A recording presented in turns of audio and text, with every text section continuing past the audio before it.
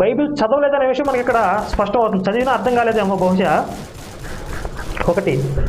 ఆ తర్వాత ఈయన కోమటోళ్ళ గురించి అలా టైటిల్ పెట్టడం గురించి ఒక 2 మాటలు చెప్తాను.